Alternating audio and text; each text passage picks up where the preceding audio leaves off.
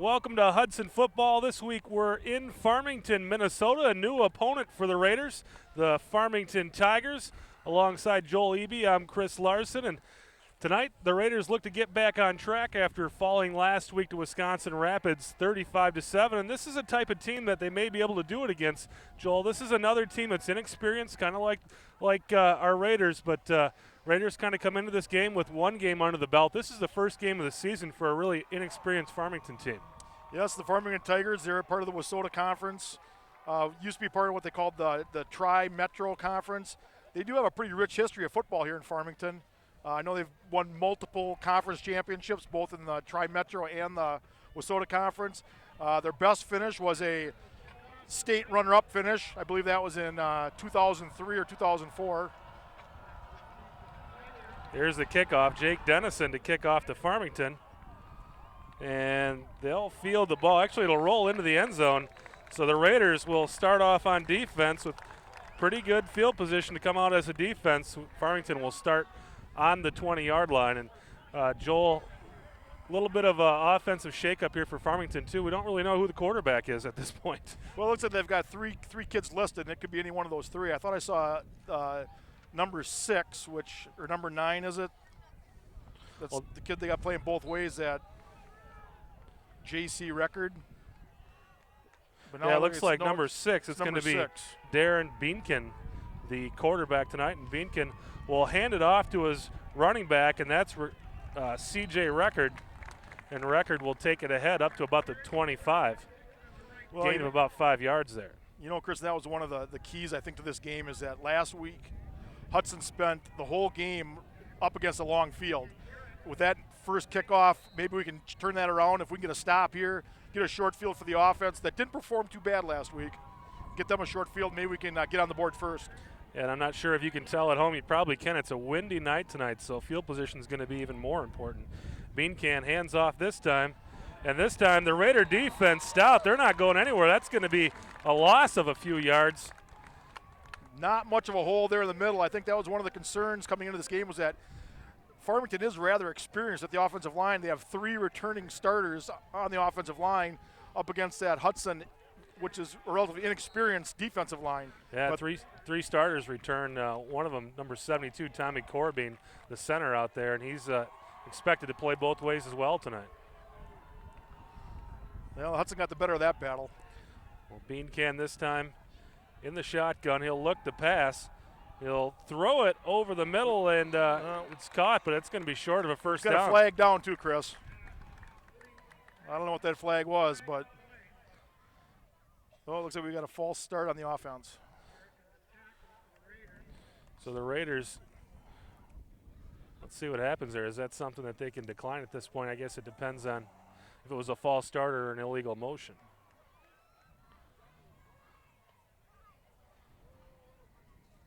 Well, I believe it would have been an illegal motion. They would have blown the play dead.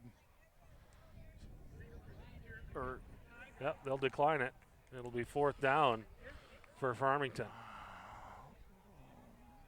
So they'll send the punt team out, and the Raider defense able to get off the field in the first drive on the first set of downs. So that's something pretty reassuring to see. You know, Chris, when I was looking at the numbers from last week and I was kind of figuring out what we had to do this week to get a win get in the win column, I had 3 keys to the game, and one of them was getting the defense off the field right away. And here we are, first drive, nice stand, get the ball to the offense with hopefully a short field.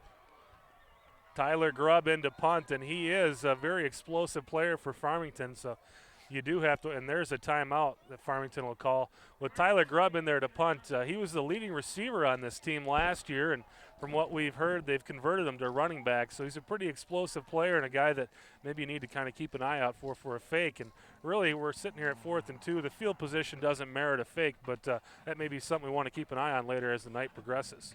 Well, Hudson has been susceptible to the fake in the past, and you know, you wouldn't think of this kind of field position, but you know, it's early in the season. Preseason game doesn't really mean that much. You never know. We got to be on our toes. Well, teams will go back into formation here, and Tyler Schmershna back deep for the Raiders to return the punt. I know Tyler Schmershna had at least 1 return for a touchdown last year on a punt. See if he can get a good return here. Grubb, the punter. Low snap. It looks like he'll get it off. Straight line punt, not much air under it. Smershon will field it. And he got a little space there, picked up 2 or 3 yards. Raiders will start off on offense from about the 42-yard line, so pretty solid field position. That's something the Raiders didn't see a lot of last week. Well, I don't know if that was the smartest play to field that. It looks like it was going to go out of bounds about maybe they would maybe picked up a couple yards, but boy, it's always dangerous when you got defenders right in front of you and you try picking up that ball. One guy you'll see missing out there this week is Kalib Ryberg. Ryberg injured his knee last week. We're not totally sure on the injury, but it doesn't look like there's a good chance he may not return all season long. This time the handoff goes to Corum. Actually, Miller will keep the ball and pick up 3 or 4 yards on that. Faked it to Corum and picked up 3 or 4 yards. A nice gain on first down for the Raiders. You tell me a little bit about Ryberg's injury, Joel? Unsure at this point. We believe it's I thought at first it was an ACL, but I was talking to some parents here tonight, and it appears to be maybe an MCL. But either way, it's not good. Here's Miller with Corum behind him. Tucker Malika to his right. Malika in motion. They'll pitch it to Malika. He's got a little space to the outside. Stiff arm, gets around the corner, and I think he's got himself a first down. So the Raiders starting this game off a lot better this week with the stop on defense and moving the chains already on first down. And that's what we need to see. I think Hudson had some fairly sustained drives last week, but they just always had such a long field. It was hard to get anything into the end zone. And again, that's one of the keys I had for this game was offense needs to sustain their drives and no turnovers. Brody Belland on the left side there of Miller. He's taking Ryberg's spot, and Belland in motion this time. Give once again to Malika. Malika's got him some space, spins and gets inside the 40, down to about the 35, and that's going to be close to another first down, Joel. Boy, a real nice misdirection play there. Looked like it was going to be a sweep to the right side or long side of the field. Miller turned around, handed it off back inside, and got a nice gain. It'll be second down and about 1 for the Raiders here from the Farmington 35-yard line. Miller looking over the defense. He'll take the snap, look to pass this time, throwing it deep down the field to Malika, and nothing doing there, so it'll be third down and about 1 yard. So that's a good time to take a shot there at second down and 1. Well, and I think the fact that he threw that pass so deep was a good thing. There was double coverage there, and I think if that would have been anywhere near in the vicinity of the receiver, we might have had that dreaded turnover I was talking about. Yeah, tons of orange shirts there in the vicinity of where Miller was throwing it to. But third down and very short here from the Farmington 35-yard line.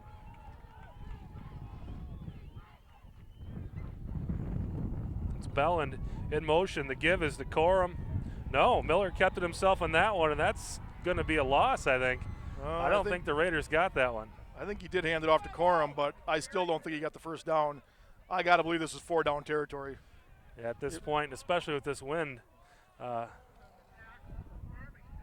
not much reason to send out the punt team. So the Raiders will go for it on fourth down and inches.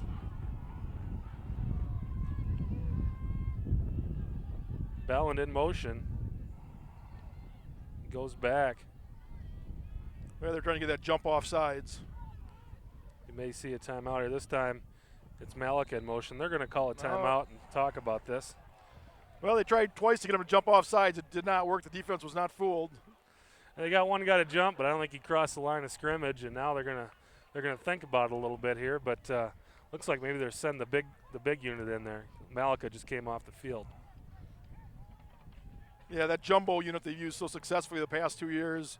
This shouldn't be a problem to get this. I mean, anytime you have less than a yard to go, you'd like to think that the horses up front can get it done, but the season is early. Yeah, it's a big play here in that if you don't get it, you do give up that field position that your defense got you. So it's a big spot here for the Raider offense. And I'd say this is one of the disadvantages of that shotgun formation they use is it really takes that quarterback sneak out of the equation. And it doesn't give the running back as much time to get moving downhill either. I mean, it's a standard formation. The running back's really running downhill by the time he takes the ball. And I don't know why they moved to that short shotgun versus last year. They had a deeper shotgun. I believe it's probably about a yard to 2 yards shorter this year than it was last year.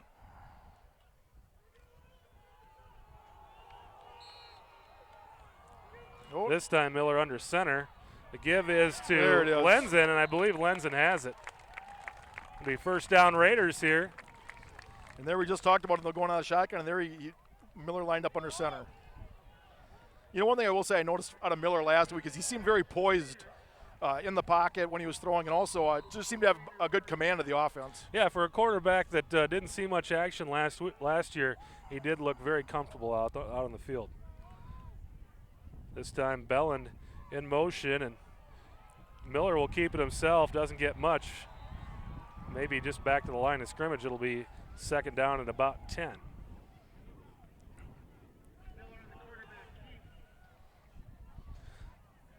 Farmington High School, one thing you'll see tonight, folks, is this is a masterpiece of a building out here. You'll see a little more of it as the game progresses, but it's a brand new high school, and the stadium is right on the grounds of the high school, and it is a gorgeous facility. Yeah, and they're playing on that new field turf that a lot of these new fields are coming up with. This time Malika in motion. They'll fake the handoff and throw it. He's got his man in Corum, and Corum down near the first down. He may have it. It's going to be close. But they faked that pitch that was pretty successful for Malika on that first set of downs, and Farmington bought it. Nice little play action.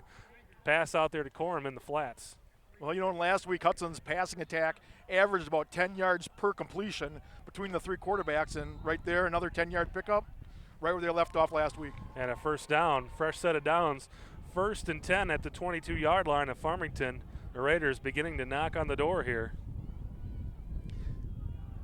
Miller takes a look at the D. He'll call for the snap and hand it off to Corum, and Corum falls forward for maybe a gain of 2 or 3 yards there, so good pickup on first down and 10. Yes, it'd be really nice to see if Hudson could punch this one in or at least get in within field goal range.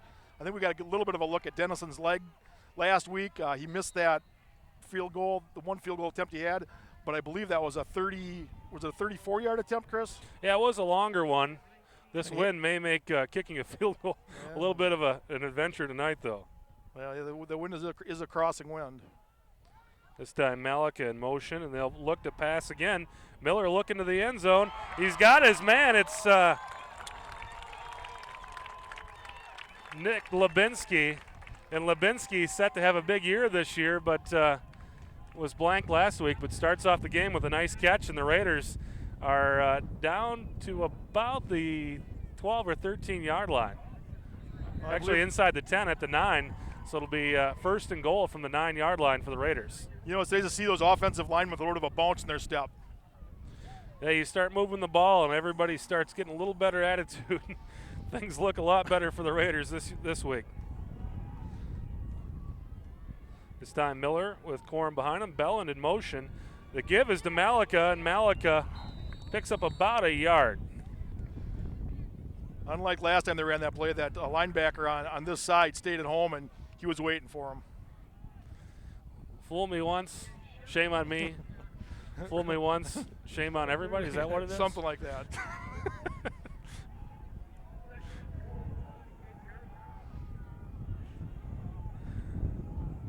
So the Raiders' second goal from about the 8-yard line.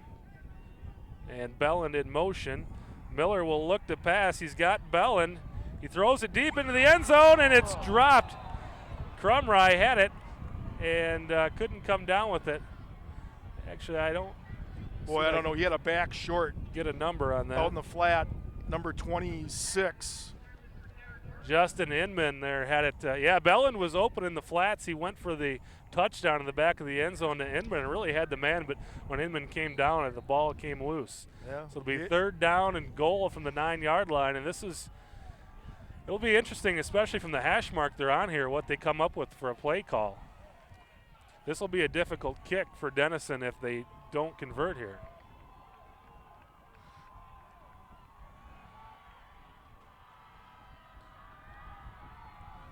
Belland in motion, and they'll run it up the middle, but they don't get much of anything. Actually, probably a loss of a yard. Call it a loss of 2.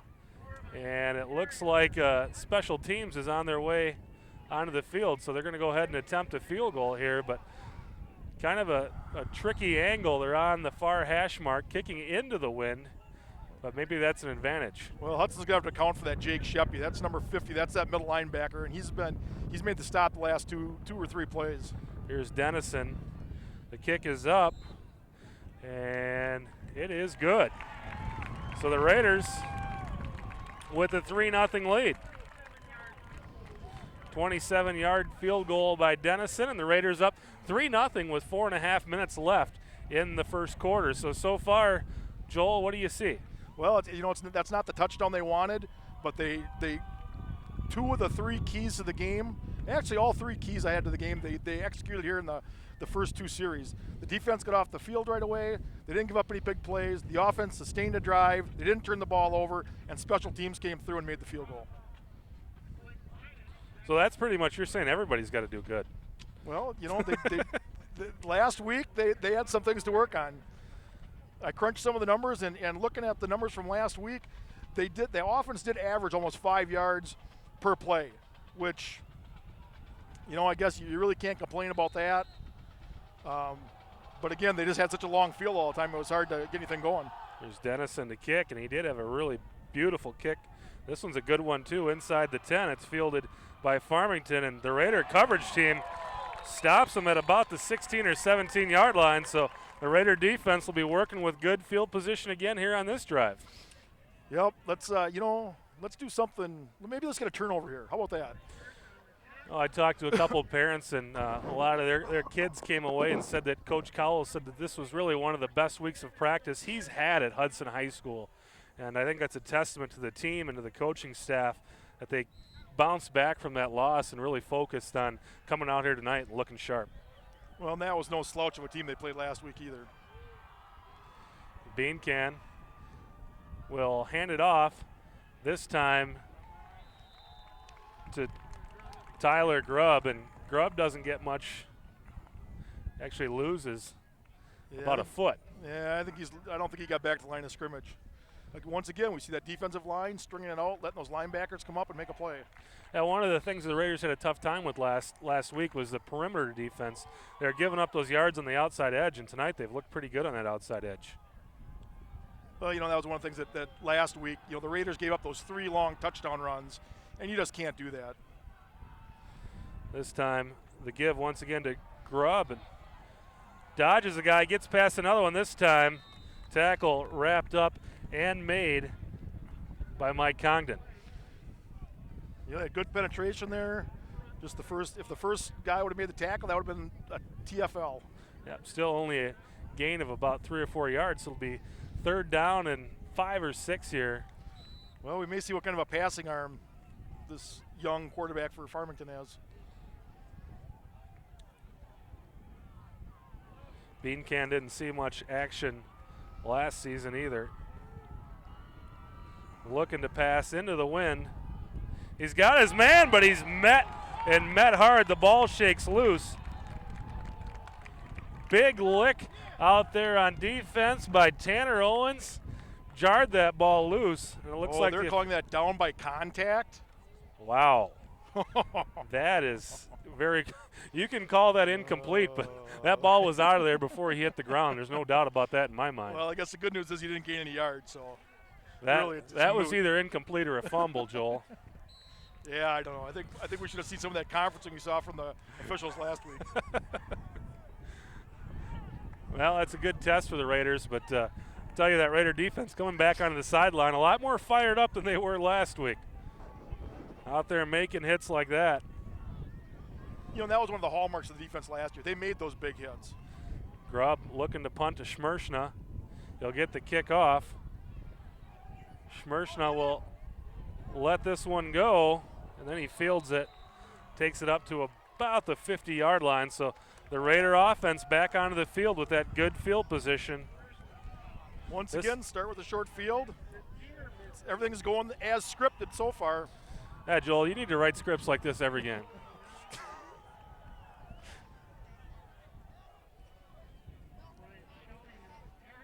I was doing some research for the game this week. I was on the Hudson football website, and they had some bios of the coaching staff, and we'll try to get into some of those as the game goes on. Here's Miller with Belland to his left, Malika to the right. Belland in motion, and Miller will keep it himself, but just gets nowhere. And linebacker comes up and makes that hit. And that was kind of a delayed rush there, and waited for that to develop and just met Miller right in the middle of the line. Once again, that Jake Seppi making the tackle.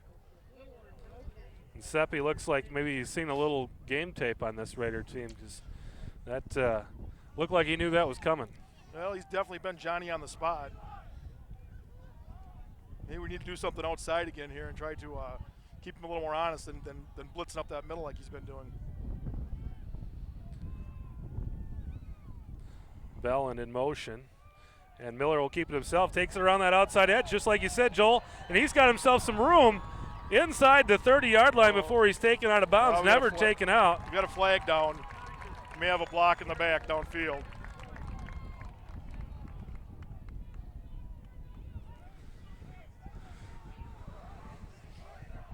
Down the field quite a ways before that flag was dropped.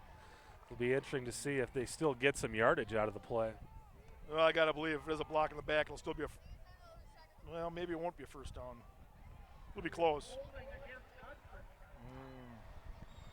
Let's see where they mark it off, though. The flag is downfield a long way. And you know the bad thing about that is that holding was behind the play.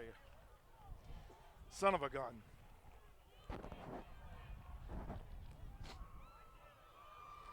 Let's see where they mark this off.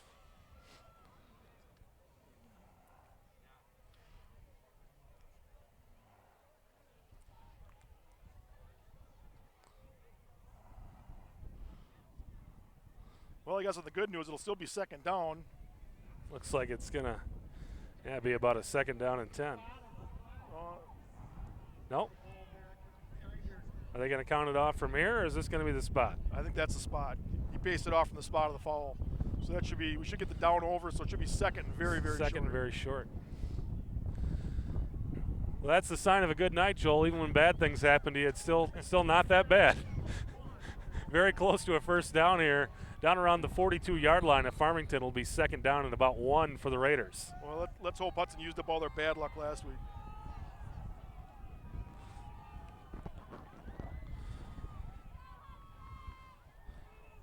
Malika in motion, and they'll give it to new guy out there on the field for the Raiders, Joe Kelly. So Joe Kelly sitting there in that spot that we saw Kalib Ryberg in last week. Joe Kelly splitting some time out there with Brody Belland. You know, that's one thing that Hudson had going for it last week was they had 5 non-QBs that carried the ball last week. So I think they've got a lot of athletes out there that can get the job done.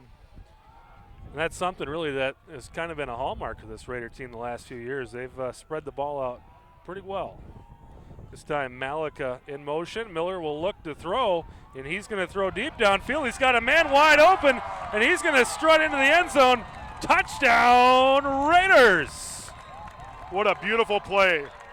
Nice protection, nice pass, wide open receiver, 6 points. Joe Kelly, I don't know what happened out there with the Farmington defense, but he found himself all alone, and kudos to Luke Miller. Found him and put it right on him. He never had to stop his stride either. Just waltzed right into that end zone. It's 9-0 Hudson Raiders, and Dennison on the field to make it 10-0. You know, this may be the game that hopefully we can see Luke Miller take charge of this offense and establish himself as the guy for the rest of the season. Like you said, Joel, you know, last week the game didn't go very well for the Raiders, but, you know, the players really kept their composure pretty well out there considering the game went the way it did. And, you know, they knew they were playing a good football team, and as an inexperienced team playing a very experienced team. We have another flag. Kick went through, but the officials say, hold it, guys, let's check the flag. I believe it's going to go on the defense. No, they'll call it on Hudson. So maybe a little home cooking here for Farmington tonight. Haven't seen a whole lot of flags go against the home team, but Dennison has been true with his foot so far tonight. From where that flag was thrown. Yeah, it looks like a place where you'd throw one against the defense, but boy, You don't like seeing that back judge making those kind of calls. If it was coming from the line judge, I guess I could accept it, but. So Dennison back out there to kick it one more time, and he puts it through again. I almost said there's another flag on the field, but I guess that's for the one from the last Yeah, play. they never picked it up. So with 1:12 in the first quarter, the Raiders take a 10-0 lead, and everything that went wrong last week has gone right for the Raiders this week. They've got that great field position. They've converted on all their downs. They've kept the defense off the field. It's been 3 and outs every time for Farmington tonight, and they haven't turned the ball over either. And, what a change on the sidelines for Hudson. Last week they were lethargic. Not just, I guess a lot of that goes with the way the first half went, but boy, what a change on the sidelines. These kids are excited. They're fired up. They're making tackles, and that edge pursuit is looking really good tonight too. When I watched the game on TV, last week's game, and I watched that Richie run up the middle where he ran for a touchdown, and the only thing that reminded me of is, you're probably not old enough to remember, but a middle border team, the Mondovi team, they had a kid named Tim Crumry who used to run like that. And I don't know if you know Tim Crumry, he ended up playing in the pros for Cincinnati, but he was a beast. He played middle linebacker and running back, and he used to run over guys like that. And it's easy to get demoralized when you're getting run over. Richie will do that to a lot of defenses this year. Crumry is that guy that had that just hideous broken leg in the Super Bowl. Exactly. That's him. Dennison has just been booming him tonight. He hits this one into the end zone. He must have eaten his Wheaties last night. I think they better put a holder out there more often. So once again, the Raiders will come onto the field. They'll bring their defense with 80 yards of field behind them. Makes it a lot tougher to score if you have to go 80 yards, as the Raiders found out last week. So Farmington will come onto the field. Their offense comes onto the field for the third time. Beancan this time with a record behind him.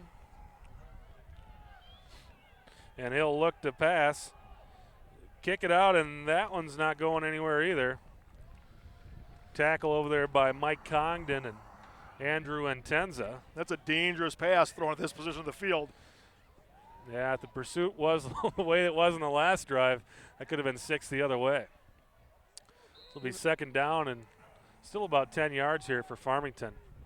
Raider defense looking sharp tonight. Hudson had two defensive man in coverage on that play, and that's what we need to see.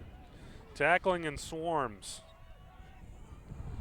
Beancan surveys the defense. Looked like there was a little bit of guys not knowing where they were going there. Beancan looked to hand off, and his running back just wasn't where he thought he was going to be. So the Raiders, with that TFL you were talking about there, Joel, loss of about 4 yards on that play, will make it third down and about 14 from the 16-yard line.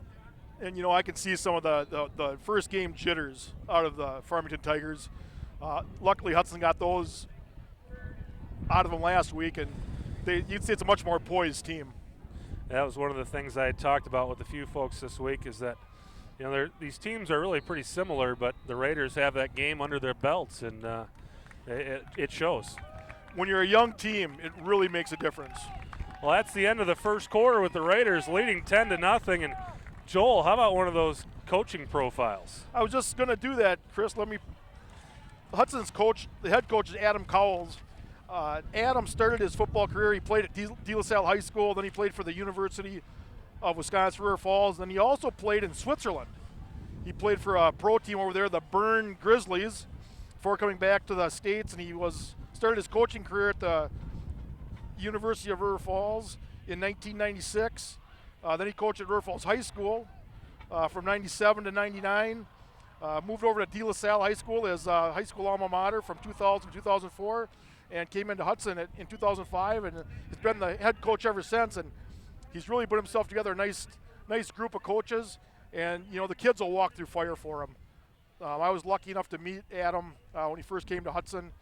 He came to a couple of the booster meetings, and right away the thing that impressed me was the enthusiasm he had for the game, and just the the sheer love of the game that he brought, and it's infectious, and you can see it in his teams. And really, this team has really turned around under his tutelage, too. 3 straight playoff appearances, coming off first ever Big Rivers Conference Championship for the Hudson Raiders. So Coach Cowles has made himself a pretty good home here in Hudson, and this football team has responded to him quite well. You know, they've moved from one of the, I don't want to really say doormats of the Big Rivers Conference, but definitely one of the middle to lower end teams, and has now moved to one of the teams that's you got to be reckoned with year in and year out. 3rd down and long here for Farmington. Beancan with record behind him, and going to be looking to pass here. Throws it deep. He's got a man stretched out, and he's got the catch. Nice throw and catch there for Farmington.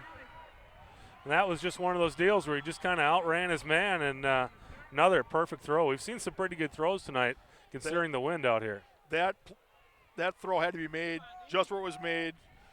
The safety was coming over to help on over the top, and perfect throw. Not much you can do about that on defense.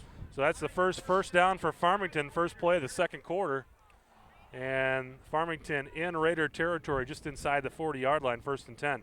This time Beancan hands it off, and nothing going there. The Raiders put a stop to C.J. Record. He's not going to get anywhere, and it'll be a gain of about a yard or two, so 2nd down and about 8 from here.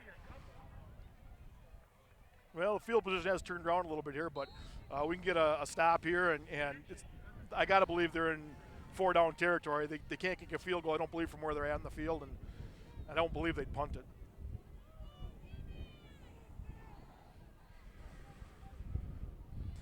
This time Beancan under center. And he'll look to pass once again. Throwing deep. And this time nothing doing. Incomplete coverage down there by Tyler Schmershna. And it'll be 3rd down and 8 for Farmington. Boy, that quarterback was about 1 step from getting sacked there. We had good pressure coming from the backside. Just couldn't get there in time. And that'll make it a little more difficult to throw, too. I don't mind telling you, Chris, this wind is a little brisk tonight. It feels like fall. Imagine that, football season, it feels like fall.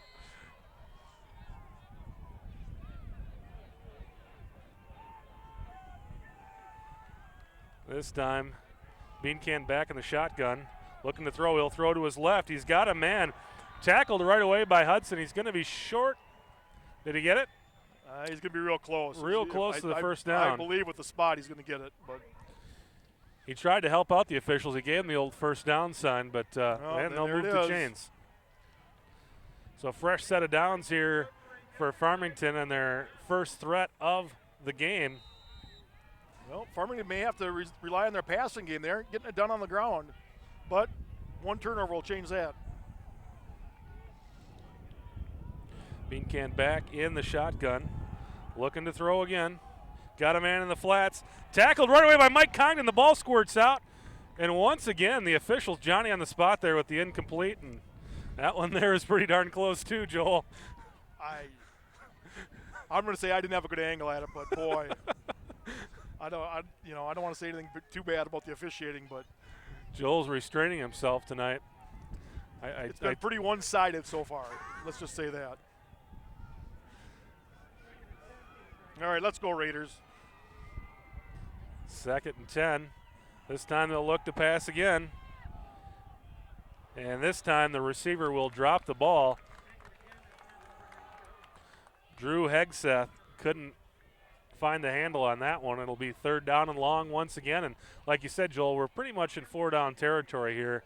You got to think 2 downs here for Farmington to get a first down. So the Raiders 2 more plays away from getting off the field here if they can get a stop. And the way they've abandoned the run play, the running game, you just think if they can complete one out of 2, it should be a first down, but let's see what Hudson can do here on defense.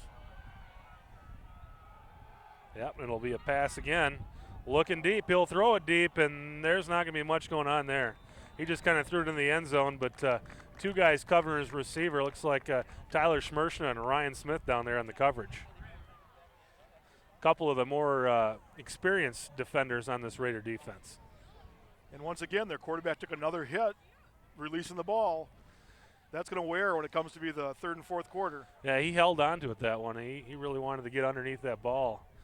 But like you said, that'll pay off for the Raider defense. They keep putting some licks on him. You know, that's one thing Hudson's offensive line, even last week, they did a real nice job of protecting the quarterback when he was in those passing situations, dropping back. I don't believe that Miller or any of the quarterbacks got knocked down or hit at all last week, not when they were passing anyway. Well, it looks like Farmington's going to bring their field goal team in. And now they're going to call another timeout.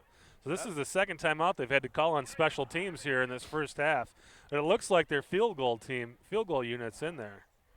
This doesn't look like a punt formation. Boy, this will be a nice long one here at about 47 yards. Well, it looks like they've got the spot. The kicking tee is right on the 35-yard line. So 45-yarder, boy, I don't know too many high school kickers that can make that, but we're going to get a chance to see one maybe. And it's Tyler Grubb in there, and that's once again. Notice who the holder is, too, C.J. Record. So kind of the two main ball carriers for this football team are going to be in the backfield here on this field goal attempt with Record and Tyler Grubb. So you got to keep an eye out for that fake here once again. Well, it does look, though, that wind has shifted around a little bit. And instead of that crossing when we had to begin the game, it's now blowing more from north to south. And not quite as across the field, but it will be kind of working against them, be pushing that ball to the left. And it looks like they're still out there in that formation. Again, Record the holder, Tyler Grubb the kicker. It'll be a 45-yard kick if it goes through. And the hold is down, the kick is up. That's going to be short. He probably would have had it from 35, but from 45, that was a lot to ask. And like you said, not a lot of high school kickers can put it through from that distance. So the Raiders will take over once again. Pretty good field position here at about their own 29. They're going to spot the ball in the 20, which I don't understand. Spot the ball to 29.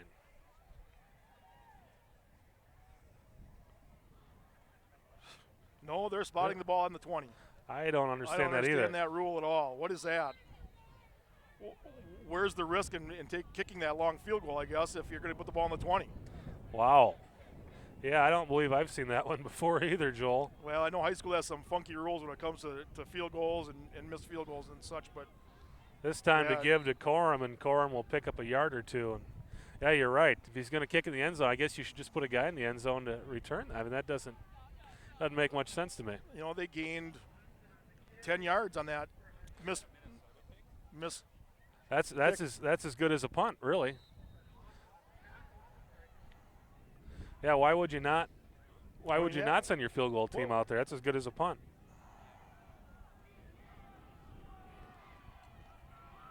Malika in motion, and they'll kick it out to Malika on the edge. This time he's met right away and brought down in the backfield.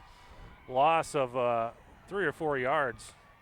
It'll be third down and long for the Hudson Raiders, and yeah, that's a head scratcher of a rule.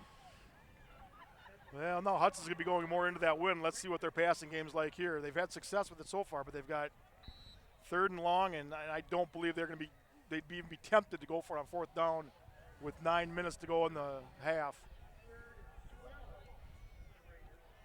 We're going to need a bit of a catch and run here. Miller with Corum behind him.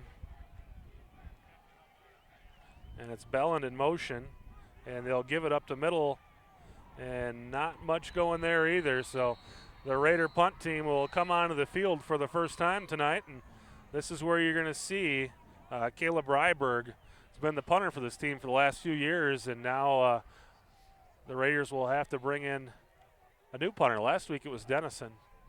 Not sure who it's going to be tonight. That's a head scratcher, a play call on that. I don't understand why. I mean, you haven't had much success running up the middle all game, and you try run. Well, I guess the element of surprise. Yeah, maybe they thought they didn't expect the run up the middle. They did have some success with that last week, but tonight Farmington keying in on that run up the middle. Well, we have this time it'll be the Raiders calling a timeout as they had some personnel issues. It looks like. Looks like they're trying to run that play with 10 guys in the field. Yeah, it's easier to block if you got your full 11 in there. Well, let's see. Who is this? That's is that number 56 out there kicking? Yeah, it looks like a 56 or a 55, Taylor Joel. Smith. Either like Taylor Smith or Alex Walden. Well, Couldn't tell. It's either a 56 or a 55 from here. I think it's 56, and he's a junior offensive lineman / punter.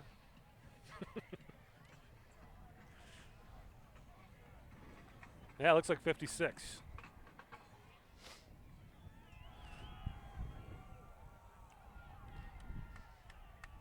So it looks like the Raiders have their full complement of players on the field now. And Walden will get ready to punt. Kick is away, and it's a high one. I don't think there's going to be a return on this. And Farmington will start with the ball on the Raider 46-yard line. Like you said, Joel, that kick kind of against the wind there. You know, so the coverage for Hudson, that Tucker Malika down there he looked like he didn't want to touch the ball. I don't know if he thought he was on receiving it or if he was down there trying to down it. But I guess it didn't touch anybody, so no harm, no foul. So Beancan back out there and Farmington back out on offense, trailing 10-0. They'll fake the handoff and look to throw, and it's intercepted by the Raiders. Ryan Smith over there, and that was that pressure you kept talking about, Joel. They kept getting after that quarterback, and finally they got a piece of him. He threw it away so he wouldn't take the sack, and Ryan Smith made a heck of a play over there to bring that one in. I'll tell you, that was one heck of a play defensively. I wish we would have a little better angle of it, but it looked like he dove out and was parallel to the ground when he made that catch. So all keyed off by that pressure, and Smith, right guy, right time, and made a huge play to pull that in. Raiders got that field position back. They'll start this drive on their own 46-yard line.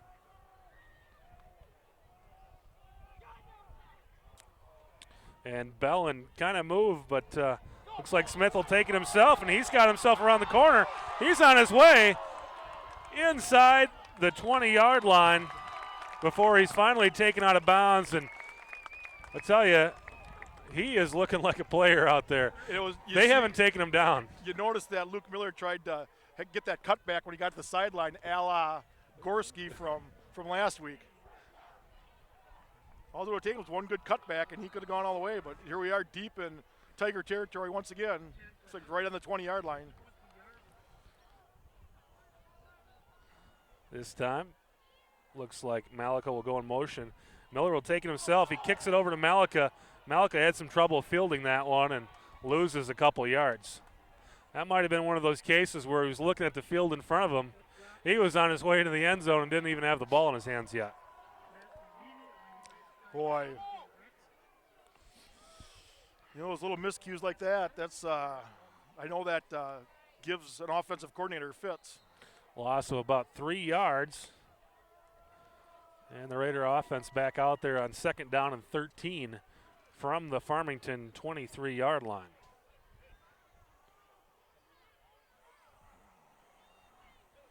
This time Bellin in motion, and Miller will kick it out to Bellin. He's got some space out there too. There's a good chance he's going, but brought down just inside the 10-yard line. 1st down and goal for the Raiders at about the 6 or 7-yard line. You know, I was just about to say, Chris, it looks like Hudson's found something on the edges there that they can exploit, and once again, there they go on the outside, and a nice gain. Yeah, it looks to me like Farmington's really trying to key in on that inside the box, and the Raiders are doing a nice job of sealing off those edges, and the running backs are finding a lot of room out there. This time, it'll go to Bellin, and Bellin drops the ball, and this may be Farmington football, and it is. So there's that miscue we were talking about, but at least the Raiders put the pill down near the goal line, so Farmington will have 98 yards here, and the Raiders' defense have an opportunity to maybe force a turnover.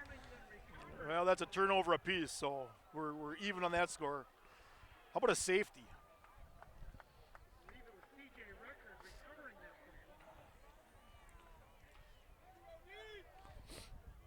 So it'll be 1st down and 10 for Farmington at about the 2-yard line. Hudson leading this game 10-0 with 6:30 left in the second quarter. Bean can under center, and they'll hand it off to C.J. Record. Record not getting much more than a yard or two on that run. Raider defense has done a nice job defending the run tonight after they gave up over 300 yards to Wisconsin Rapids last week. I got to believe that was a point of emphasis this week in practice.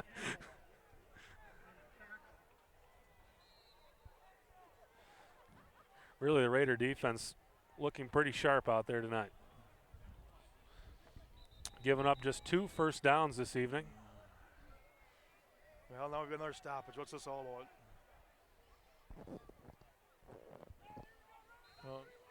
Okay, here we go. Second down and about 8 for Farmington.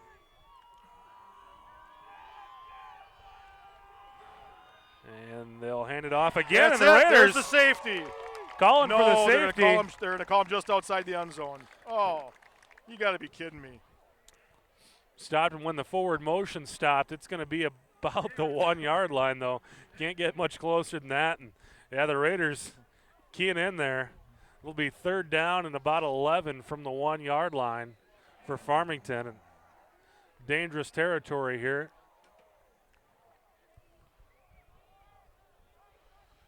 Well, I think it's safe to say they're not going to go for it on fourth down at this point in the field. So hopefully we can hold them here, and we'll get the ball back with good field position. This time a handoff goes up the middle. They'll pick up a few yards there, but definitely not going to be a first down. Punt team's going to have to come in the game for Farmington, and this is kind of one of those dangerous spots to punt. Your punter is going to be standing inside his own end zone here. You got to make sure that snap gets back there, or the Raiders could put some more points on the board. Let's just not have any mental breakdowns, no mistakes, no penalties. We're going to get the ball back with great field position. Be fourth down and about 5. Grubb standing about midway into the end zone here to punt this one away to Tyler Schmershna. Schmershna standing about the Farmington 48-yard line. 4:18 and ticking left in the half. Raiders looking to get back on the board here before the half comes to an end. And the snap is a little high, but fielded by Grubb. Schmershna fields the punt on his knees, so it's down right there. In high school football, once you're on your knee, you're down. So and that was one of those in-betweeners. He looked like at first he was going to wait back and let it bounce, and then he decided to run up on it. And by that time, it was a little late, and to field it cleanly, he had to go down on a knee. And, 48-yard line, that's not too bad. Starting with the ball inside Farmington territory. 4 minutes left in the half. Raiders looking to extend their 10-0 lead. And Miller with Bellin to his left, Malika to his right, Corum behind him. And the give is to Corum up the middle.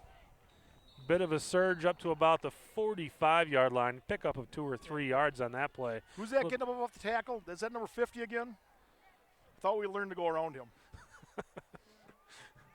Maybe they thought they would just jam it right at him. If you can't go around him, just go at him.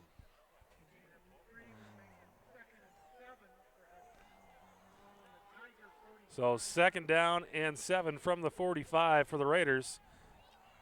This time Malika to the right, Belland in motion, and Miller looking to throw, and he throws it deep downfield to Malika. Malika with an opportunity, but the ball falls incomplete.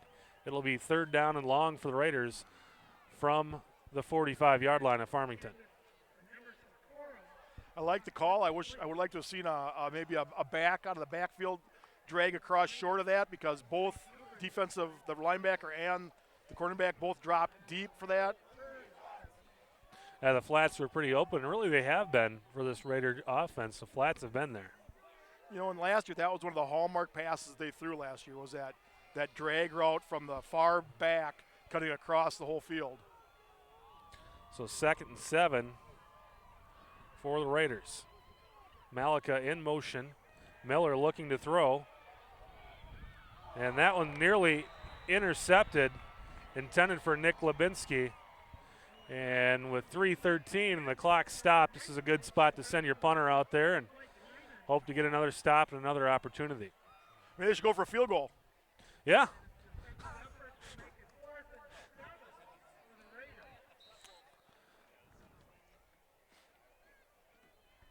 With that goofy rule, Joel, you could be right. I mean, you really have nothing to lose. And I think Coach Cowles will probably be looking for a little explanation on that one as he heads into the half. The kick is away, and it's kind of a straight liner, goes out of bounds at about the 20-yard line. So not exactly what the Raiders were looking for, but the defense will come onto the field with 80 yards behind them. Well, Coach Cowles has coached in Minnesota, so I believe he probably, if anybody knows the rules, he would know them. So maybe that's – I believe that there's a rule in high school in Wisconsin, too, that something about missed field goals, but I can't quote it to you. Well, that just seems like it would be a no-brainer then to send that field goal team out there because there's really no penalty for it.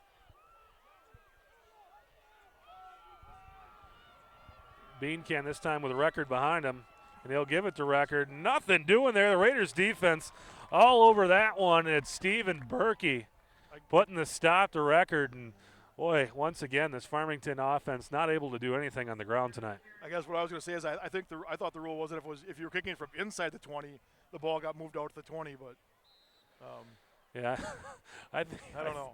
I think they may want a clarification on that one. With Dennison's leg, that'd be something you could take advantage of. Beancan this time under center. And he'll give it to Tyler Grubb. Grubb makes a man miss, but the Raiders defense able to catch up with him before he picks up a yard or two. And that time there, the tackle made right at the sideline there. It'll be third down and about 7 for Farmington from their own 22. Okay, let's get a stop here. We can get the ball back. Still have enough time to maybe get something on the board yet this half. Yeah, you got to feel like Farmington's just trying to run clock here with the 2 run plays in a row. 1:51 and ticking left in this half. But this time Beancan looking to throw, and he'll throw it deep. He's got his man once again. And this time, Schmershna there makes the tackle down to about the 1 or 2 yard line, but well, looks like Farmington may have something with the deep pass tonight.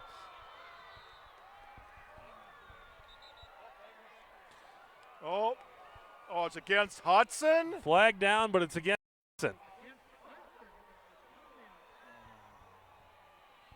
Again, we haven't seen too many flags go against the orange jerseys tonight. What did you say about home cooking? Home cooking tonight. I'd like to see the replay of that and see where that holding was, but. Well, he couldn't have been held too much because he was making his way down the field pretty fast. That big play we talked about, not giving up that big play, and then here we go. Now, that was a costly one with that clock ticking down. The Raiders actually would have had an opportunity to put their offense back on the field this time. They'll need a goal line stand here. This time the officials seem to be talking it over again. I guess we talked about it last week, Joel. It was the first game for them too, and it's the first game for these guys tonight as well. Not only are they giving them a penalty, they're giving them a free timeout besides. Well, they did have to go a long way down the field.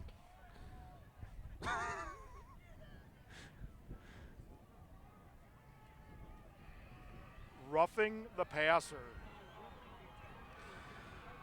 Well, this Raider team has been giving Beancan fits out there tonight, and I'm sure Mark Frailing, the coach of Farmington, has been in the officials' ears about that and finally gets it there. So it'll be first down and goal for Farmington from the 2 yard line. This time the give is to Grubb, and Grubb did not get in. Did not get in. It'll be second down and goal from about the 1. And the Raiders with a nice tackle out there on that play too to keep Grubb out of the end zone. Well, they did pick up about a yard, so they do that 2 more times. The math tells me that they should really get into the end zone, but let's see a tackle for a loss here. Let's see something good for the Raiders. Maybe knock the ball loose. 1:13 and ticking.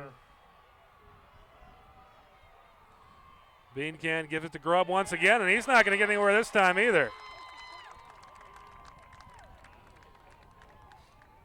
So the Raiders defense standing tough here for the first 2 downs of a 2 yard drive or 2 yard set of downs here. Third down and about a foot now for Farmington. Well, they're halfway there. 2 more downs and get the ball back, and we can just run out the clock. And they're running out of time. Yeah, 35 seconds, and they have burned 2 of their timeouts.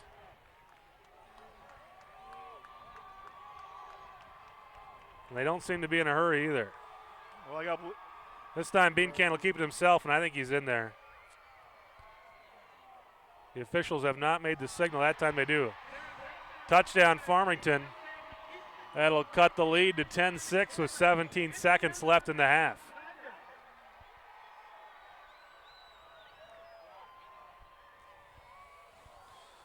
So once again, it's those big plays that come back to bite, and this one with the clock ticking down in the half, that one hurts a little bit, but the Raiders really have to feel pretty good about their defensive effort out there tonight. Other than that one play, they've held up very well. And even giving up that play, I mean, a lot of defenses would just kind of let that guy walk into the end zone, and Schmersha tracked him down and took him down at the 2-yard line. So I think this Raider team has to feel pretty good about their half. Kick is up and good. 10-7 is the Hudson lead. So the Raiders will have an opportunity to field a kickoff here with 17.5 seconds left. You know, in a half that Hudson's clearly dominated, both offensively and defensively, to see the score this close, it's a shame. Yeah, you got that turnover inside the 5-yard line by the Raiders, and then just kind of a couple inopportune breakdowns there on defense. I wouldn't even say they were breakdowns. It was a Farmington receiver. That guy's a fast guy, just outrunning the defense. And the quarterback laid it right in there. I mean, he threw it where it had to be, caught him in stride. If that ball's underthrown at all, it's an incompletion. Yeah, and for the pressure that Bean Can has seen tonight, he's done a nice job of getting that ball out there. Well, let's hope that's the extent of their offensive fireworks tonight. The way the Raider defense has held up tonight against the run, I think that's the only way Farmington's going to have an opportunity to stay in this game is with plays like that. But that, one play and they're right back in this game. I was hoping for a 17-0 lead at half, and a little different story right now. That's a 14-point swing. 10-7, 17.5 seconds to go. Kick is a deep one. Really, the kicker never even wound up. He just kind of walked up and booted it and put it into the end zone, and now we've got the flag on the field again. And my money says it's on Hudson. Now they're pointing at orange jerseys. I think he's pointing from where the flag was. History tells me this is going to be against Hudson.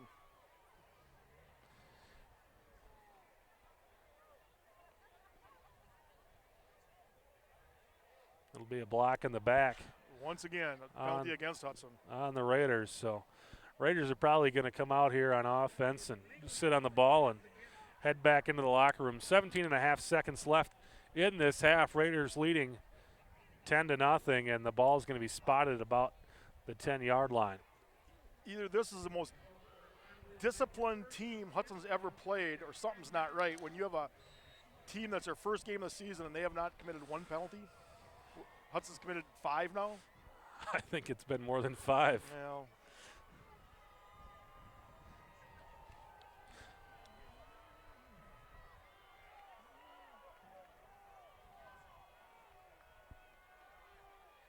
Miller with Bellin in motion. The give is to Corum, and he stopped at about the line of scrimmage. If you're going to run that play, take a knee. The clock's going to expire here on this first half. 5, 4, 3, 2, 1, and we're going to go to halftime here with the Raiders leading 10-7. But as Joel said, this Raider team almost has to feel like they left some points on the field here. They could have really gone into the halftime up a lot more than that, but considering this is a team, again, a young team that came off of a really tough loss last week, I think they have to feel good about the way they played. They did play well. The scoreboard doesn't show really the dominance that they had out here, but they did play a really strong half. Well, we'll be back in just a few minutes with the second half. Go to halftime here. Hudson leading it 10-7 in Farmington, Minnesota. And we're looking at a beautiful harvest sky out there. It is autumn. Last week, Joel and I over in Wisconsin Rapids were sweating under the 80-degree sun, and now this week, a nice, cool, crisp 60 degrees. The wind was blowing probably 15, 20 mile an hour in the first half, but here in the second half, things have died down. The wind is pretty calm, maybe about 5 miles an hour, and the Raiders starting this second half with a 10-7 lead, and their kickoff return team will be on the field first. Farmington will kick off here in the second half. And Joel, what do you think? Well, based on the first half, I got to like Hudson's chances. Just need to keep doing what we did in the first half, eliminate the big plays, and even with the big plays, we still have the lead. So I really like what I've seen after last week's performance. The kids have bounced back nice and have put, a real good effort out. Yeah, that offense is moving the ball pretty well. The defense has really been swarming out there. And really, other than those two long passing plays, the Raiders' defense has really not allowed much of anything out of Farmington.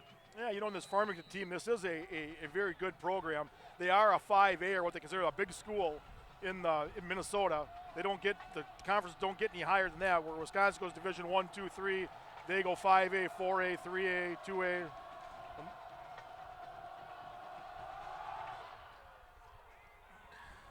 So the kick is fielded by Malika at about the goal line, and the officials will call it a touchback as he kind of fell into the end zone there. So Raiders will start off on the 20-yard line, and it may have been a good thing if the officials blew that one dead. Well, yeah, it's in high school. It's really tough to get those big returns, and starting at the 20-yard line is not the worst thing in the world. So again, the Raiders will start this half with the lead, 10-7, on their own 20-yard line. Luke Miller looking over the defense. Corum behind him, and he'll give it to Corum, and Corum gets nothing. He maybe lost a yard on that play, and the Raiders haven't really had much success up the middle. You hate to stop doing it. I mean, you have to keep the defense honest, but the middle has not been the Raiders' friend tonight on offense. No, and I don't know if they found something at halftime. Farmington did, but I'd like to see them get something going here. At least get a couple first downs, change that field position. So Miller this time gives it to Corum once again up the middle, and not much. Maybe a gain of about one. Will make it third down and a long 9. I hate to question the play calling, but why do you call that same play twice in a row? And this situation, like you said, Joel, you're kind of playing for field position. Even if you can't get a score, you want to get a couple of first downs. As well as they've done, running on the corners,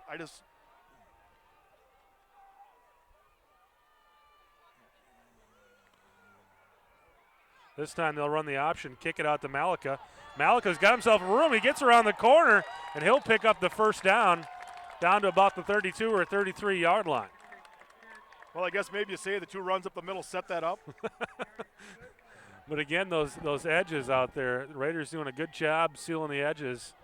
And Malika had to elude a couple guys back there right away, but once he got around the corner, he had some room. We saw it last week where once Hudson started running the ball on the edges, that softened up the middle.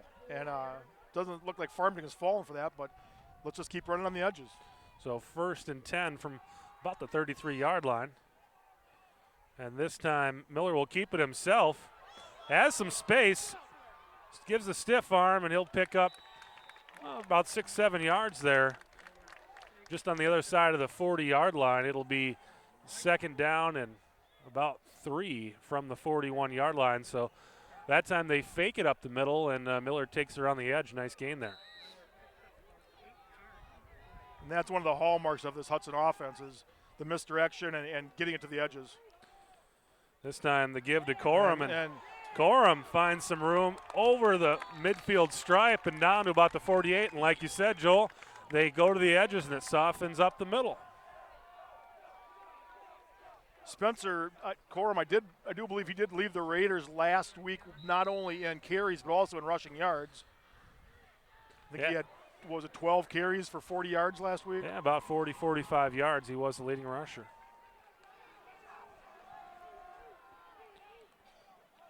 This time they give it to Malika. Malika's got a ton of room out there, makes the guy miss, and he's inside down to about the 35-yard line.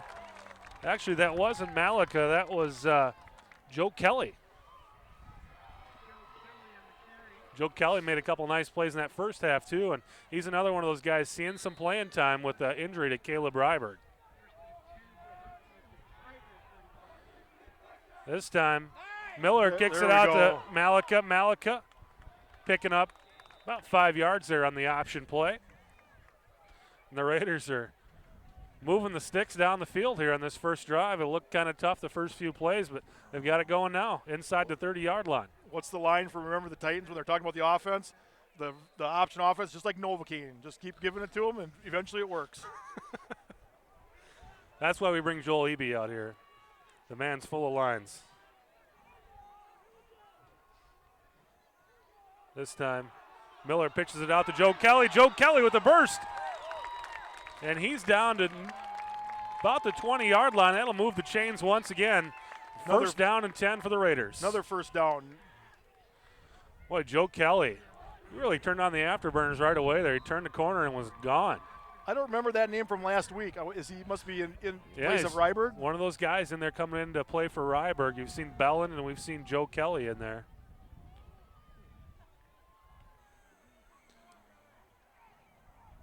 This time the pitch goes to the left. The ball comes loose. Farmington picks it up. Miller with an opportunity to make the tackle. But I think Farmington's going to take this one all the way. And that's Grubb. And the tide is turned in this ball game. It's been the big plays. Why did Miller not make the tackle right away? All he had to do is dive on him. Boy, talk about snatch and defeat out of the jaws of victory. Once again, driving, a good drive going, miscue, 6 points the other way. That's the second red zone turnover for the Raiders tonight. And this one cost them 6 points.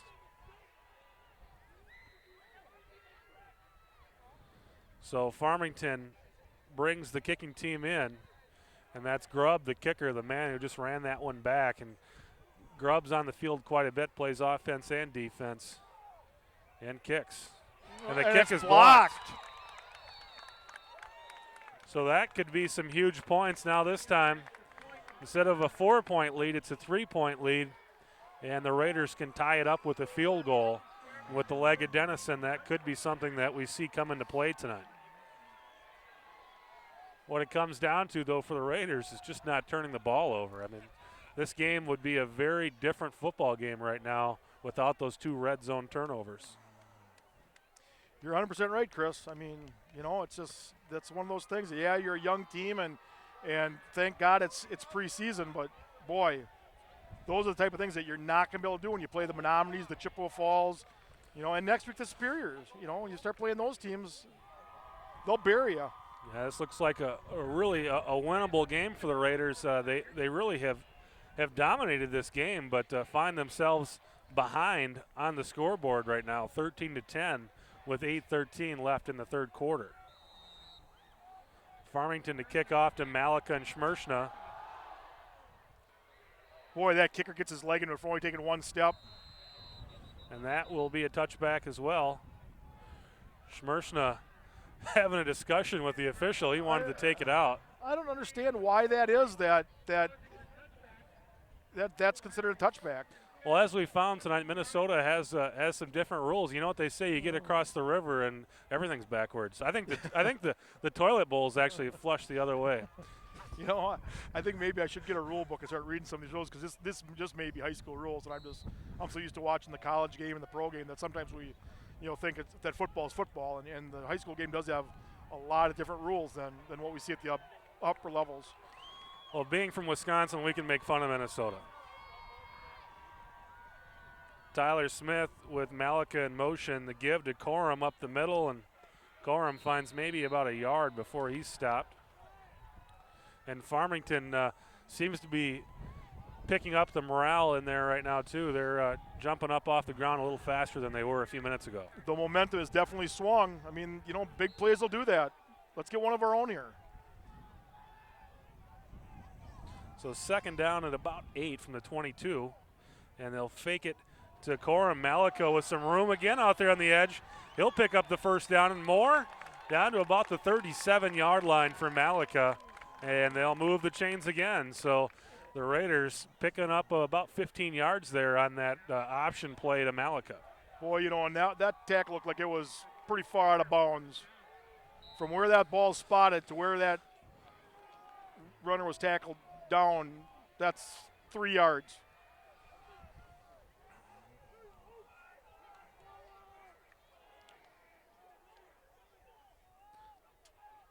This time Miller will look to pass. In some trouble, throws it downfield and nearly had his man, nearly intercepted. It'll be incomplete and probably a good thing. Second down and 10 coming up for the Raiders at their own 38-yard line. I think that's the first time that Miller's had any kind of pressure on him. The offensive line has done a very good job of protecting him, but there was pressure in his face that time. Yeah, really a good spot to throw it to. You kind of throw it towards the edge there and really, you give yourself an opportunity for that pass interference, but probably more than likely that ball is going to go incomplete. So second down and long, give up the middle and maybe a couple of yards this time for Corum. It'll be third down and long once again from the 40-yard line. So third down and 8 coming up here for the Raiders.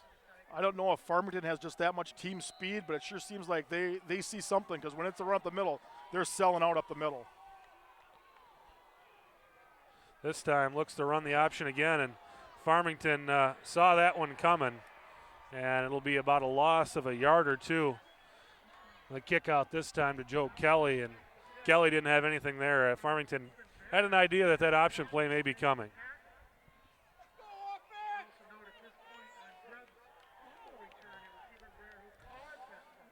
So the Raiders will send the punt team out there. Joel Eby was amazed to find out that the Hudson Raiders did not retire his son's number. The punter out there wearing Nathan Eby's number 56. Oh, we've got another flag down, another hanky. And this one covered up by the Raider defense, but I got a feeling that this one's going to go against Hudson. And Tucker Malika. Oh, I've got a shaken up Raider coming off the field. Tucker Malika coming off the field. Left ankle. Appears to be able to put a little bit of weight on it, but training staff going to have to come over and take a look at Tucker Malika. That would be another big injury. And Malika and Rydberg were the starting halfbacks for the Raiders coming into this season. Rydberg looks to be lost for the season. Malika's injury doesn't look to be that serious, but you hate to see a guy like that come off the field. It appears to be just a cramp down there, a calf cramp. They're working out on the sidelines. But once again, a penalty against the Raiders. I haven't been keeping count, but that's got to be close to 10-1. This one declined, and Farmington's offense will come onto the field with Beancan. And they'll fake the handoff to Record, and Beancan looking to throw. He's got his man for a first down before he's brought down by the Raiders.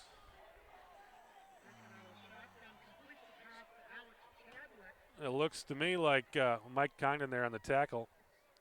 Looks to me here on the first drive, that first play, doesn't look like Farmington has a whole lot of intent to try to run here. Boy, I think that play, he could have either taken off and run or thrown it and gotten about the same amount of yards. There's nobody on that side of the field for Hudson.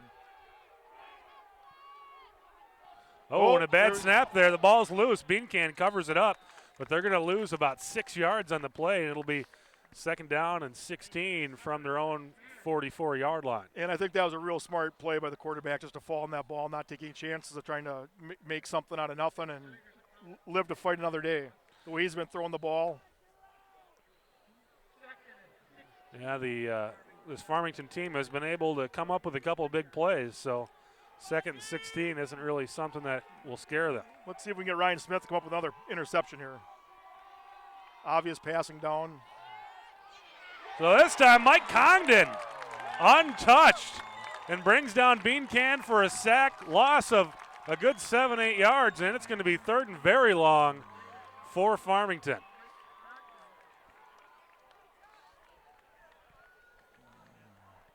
Joel, we talked about Nathan wearing the 56. I played high school with a guy named Mike Congdon myself. Oh, really? And he played a little nose tackle and a pretty tough guy, Mike Congdon. So that's a little flashback for me.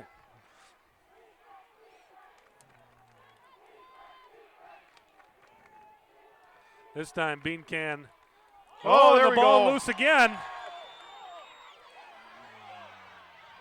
This time Beancan may have a chance to throw it. No, he's brought down at the sideline for maybe a loss of a yard or two, but boy, he did a great job of getting that ball back to where he got it to. That could have been disastrous. When a guy's running backwards to scoop up a fumble, that's usually where you see him kick it down the field, and it gives the defense an opportunity to put some points on the board. And, that's where the center position is so important. Snap over the head of the quarterback. Nothing ever good comes from that. When you've got an offense like Farmington who's really had a hard time running against this Hudson defense, they're going to be in a position where they're going to have to be in that type of formation quite a bit tonight. This time Grubb on to punt.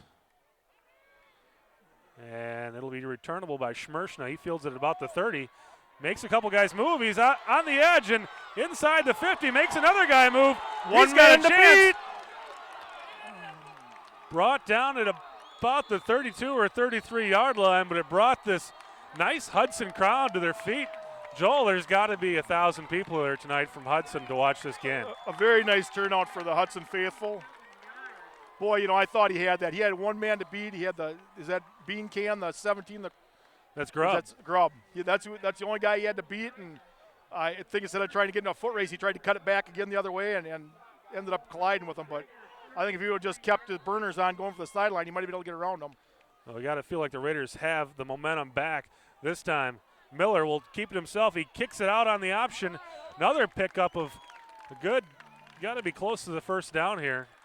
Another nice job Miller did of hanging on to that ball to the last minute. Got a few yards on his own, pitched it, got a few more. First down. Joe Kelly made a couple guys miss, and it'll be a 1st down and 10 here for the Raiders on the 22-yard line of Farmington.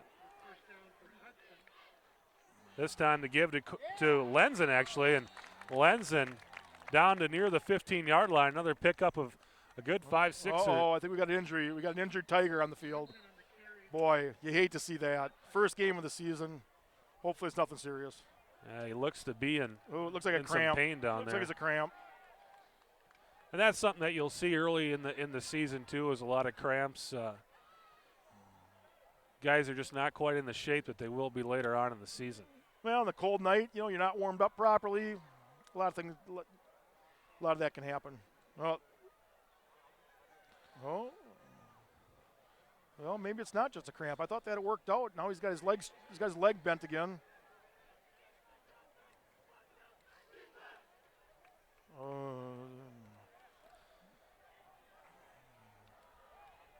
And the Raiders recaptured the momentum, and I don't want to make light of an injury, but this is kind of one of those things that can slow a team down when they start to get the momentum going. And now the Raiders offense, they came out on the field after that punt return, ran a play right away, and now they're going to have to kind of sit. And, again, they got to stay warm too.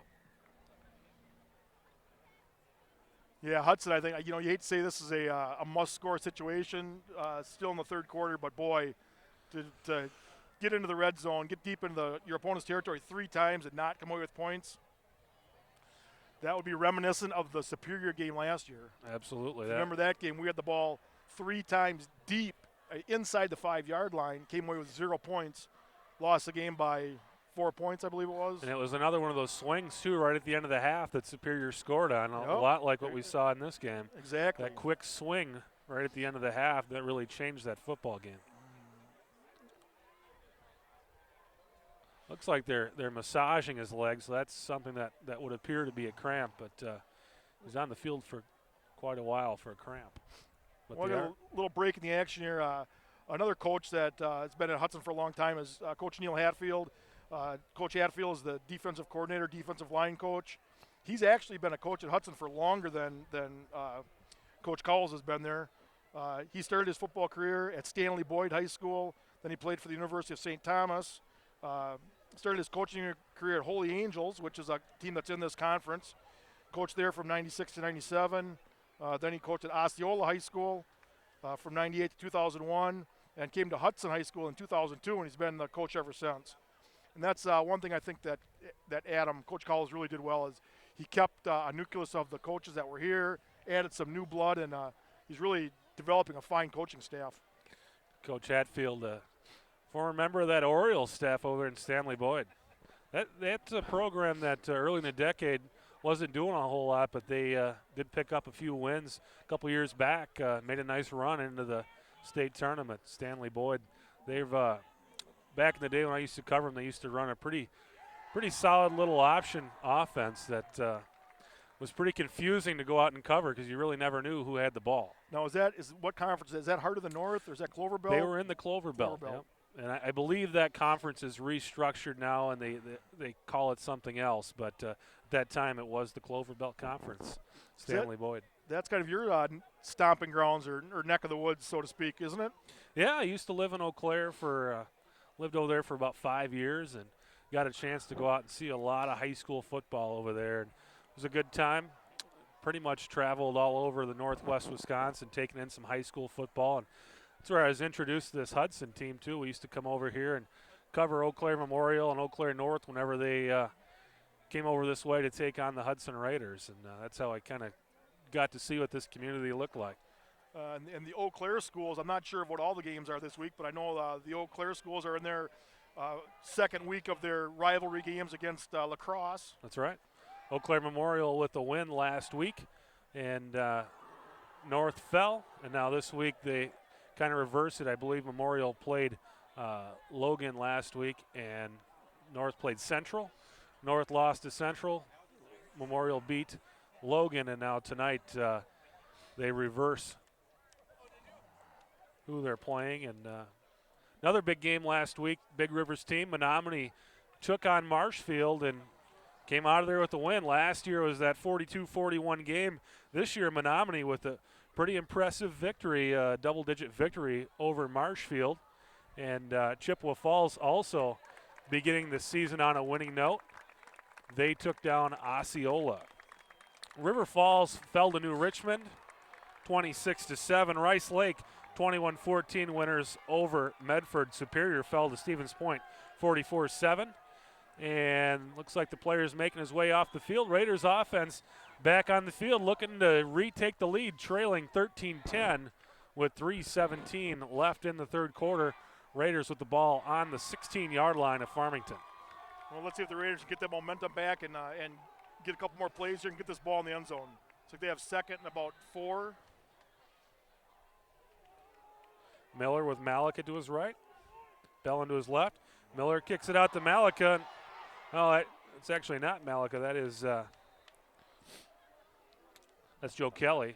I think that was the same play that Disaster struck on last drive. Yeah. And Disaster strikes again. Loss of about 10 yards. You know, and that's a pitch that the quarterback just has to make. I think Luke Miller's played an outstanding game, but I think you got to put that right on the quarterback's shoulders. You got to make that pitch. So 3rd and 15 from the 25-yard line. And Miller looks downfield. He throws it. He's got his man. And that is going to be a first down. I believe based on the spot, we should have a first down. And that's Crumry down there, the senior wideout, making the catch. And that will move the chains, and the Raiders with a fresh set of downs. It'll be first down and 10 from about the 11-yard line, so the Raiders with an opportunity to get a first down here without scoring. What a big play that was. Again, nice pass by the young quarterback. That's a momentum changer there too, Joel. Farmington would have had an opportunity here to get off the field, and Miller with a great throw, Crumry with a great catch, and it's first down and 10 for the Raiders.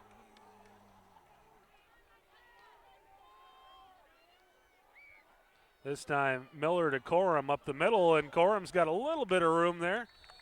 Pickup of about 3 yards there. You know, I'm looking at the Tigers defensive linemen, and some are standing there with their hands on their hips. I don't know if that's just out of boredom or out of maybe they got a little out of breath. Yeah, They've been out there a long time. This drive's been a long one. They did get a nice break there during the injury, but this has been a long, sustained drive. Even the drive before this, they were out there for a long time. This time, the give. Actually, Miller will take it himself, and he's into the end zone. Touchdown, Raiders. Oh, no, we got a flag. There is a hanky down. We'll see what the officials come up with this time. And as you said, Joel, it's kind of been about a 10-to-1 ratio tonight for the Yellows. This one's going to be, looks like a personal foul against Farmington. Which is meaningless because if they enforce it on the extra point attempt, it's a half-yard penalty. Well, that's a good way to make it look better in the stat column. But now do we go for 2? I don't believe. I say you take the point and go up 4. If you don't get the 2, a field goal ties the game. So send Dennison out here, make it a 4-point game. Well, I see the bleacher creatures are here in full force with their flags out, running in front of the Hudson crowd, celebrating the Hudson touchdown.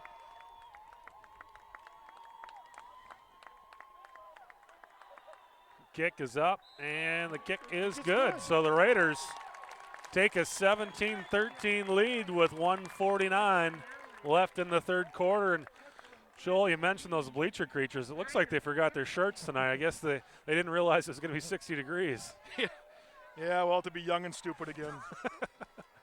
Well, I'm still stupid.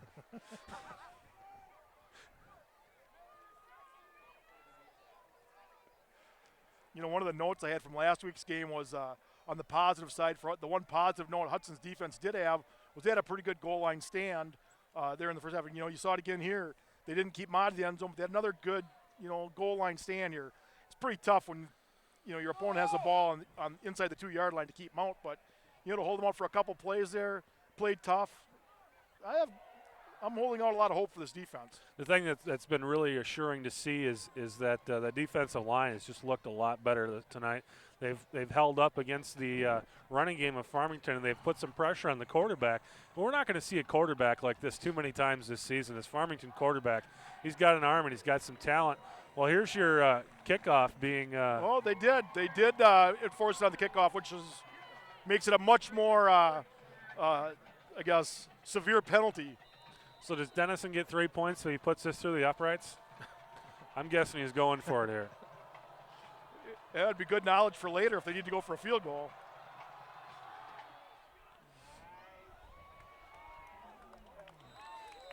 A little short, but touchback nonetheless. It wouldn't matter if you would have kicked it 80 yards or 45 there. It's going to be a touchback. So. Being the gambler I am, I might have tried some kind of a pooch kick or something, trying to get that ball up high in the air and give your coverage team a chance to maybe run under it, maybe have something really good happen. Yeah, that's a good point, Joel. I mean, you know, there you kick it hard, you're going to kick it in the end zone, and the way they call this, once it goes in the end zone, it's a touchback. So really, you only gained 20 yards on the kick. So Farmington back on the field. Raiders with a 17-13 lead, 1:49 left in the third quarter, and Beancan will hand it off to Record, and Record going nowhere, stood up by Matt Strakota, and Strakota just grabbed him and drove him backwards. Was that Farmington's first offensive play of this half? They did have one series here. Yes, they did. Yeah, You're right. One series, and this is their second series. Because the touchdown they scored, that was on a fumble recovery. Correct. And that was in between 2 long drives by Hudson, so yeah, they should be fresh. Well, that's why those defensive linemen had their hands on their hips. 2 fresh squads on the field here. Beancan under center this time. And he's looking to throw. He'll throw it deep down the field, and nothing doing there. Wow. They call a if penalty they call there. that defensive pass interference, I think that's what they're going to call it. That was good coverage. He did hold him up a little bit, but, I mean, that's that ball was not catchable. The defender has a right to go for the ball. I see Hudson guys clapping. down on the sideline. It'll be interesting to see what we get here. And it's Yes, offensive. all right. Boy, you might have seen some fans come out of the stands if that one would have gone against Hudson. I might have been one of them. Personally, I didn't really see offensive interference, so I mean that looked to me like a no flag, or I'm not sure what happened. You know, I think when he extended his arms, that was where it came in. If he would have just kind of grazed him with his body. I think that ball was uncatchable for either one of those players. Clearly uncatchable.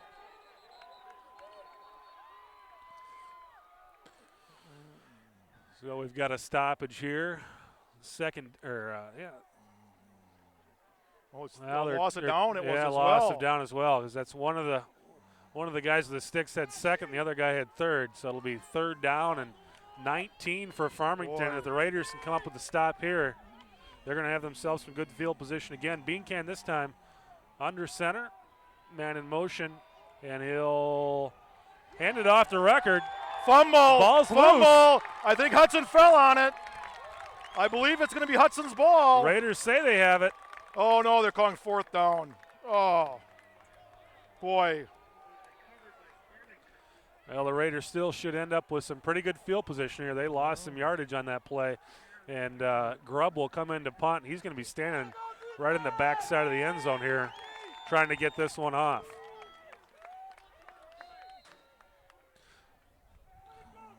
Been a challenge out there for Farmington the last couple drives. The Hudson Raider defense has really turned it on. Grubb trying to punt from his own end zone. He'll get the kick off. Schmershna waiting for it, and he's got a little bit of room here. Makes a cutback, and he's down to about the 30-yard line. Nice tackle by 51 on Hudson.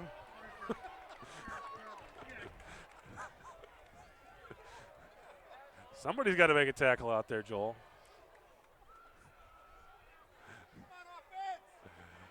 Well, once again, we're inside of Farmington territory. Good field position. Let's put this game away. Let's get another score here. 12 seconds left in the 3rd quarter. This is a run play. It's a good chance this will be the last play of the quarter. Miller in the short shot. And he will give it to Joe Kelly. Joe Kelly with some room. Joe Kelly down to the 2-yard line. That would have been a great way to cap off the 3rd quarter. Kelly down inside the 5, and the Raiders will be knocking on the door here. 1st down and goal from the 2-yard line. That will be the last play. We'll be moving to the other end. And the quarter will expire with that. So, going into the 4th quarter, Hudson Raiders with the lead, 17-13, and the hands go up. That's a sign that's been so familiar to Hudson, you Raider fans. 4th quarter. See the Hudson team walking the other way with hands held high, 4 fingers extended. The way the defense of the Hudson Raiders have played in this second half, if the offense can punch it in here, 4 chances from the 2-yard line, you got to think this game is all but over. The Raider defense is not allowed to score in the second half. The lone score by Farmington came on a fumble recovery. You know, I know Coach Hatfield has to be extremely pleased with the way his team has played. You know, they've given up the 2 big plays, but you know what? Those were more good offensive plays. They were poor defensive plays. It wasn't, I mean, the receivers were not left alone. There was coverage there. Just perfect passes. I mean, you drop that ball through a basketball hoop, it's going to get caught. Yeah, Beancan has been impressive when he's been able to get the ball out of there. The second half, the Raider defense has put a ton of pressure on the Farmington offense. So here we go, 1st down and goal for the Raiders. They come with the big set. The handoff is to Lenzen, and Lenzen is close. The Raiders say they've scored, but I've yet to see an indication by the officials. First, 2nd down. They got to be on the 1-inch line. Oh, we've got another injured Farmington player.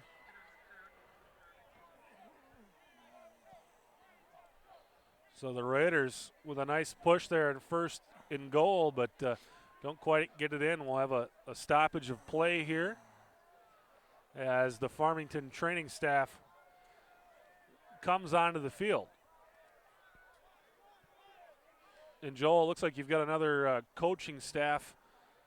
Well, one of the coaches that was near and dear to my son's heart last year, Coach Ted, he was the offensive line coach. He's deployed in Afghanistan at this time, and they've brought up a younger coach, one of the coaches from the sophomore level, to fill in for him. They brought in Adam Kaufman, who's also one of the wrestling coaches for Hudson High School. Been doing a real nice job filling in. Pat Simonez is a quarterbacks coach. He's been at Hudson since 2004. He played his football at University of River Falls. Also kind of a local high school history with playing at Prescott.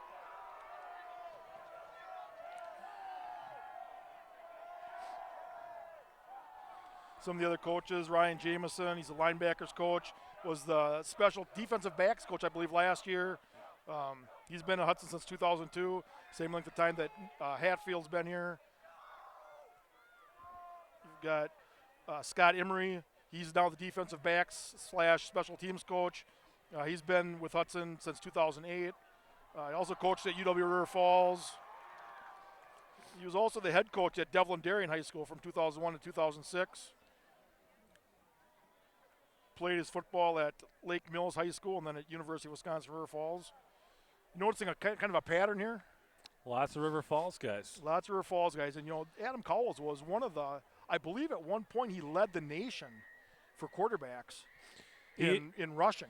He is in the Hall of Fame at UW River Falls, Coach Cowles.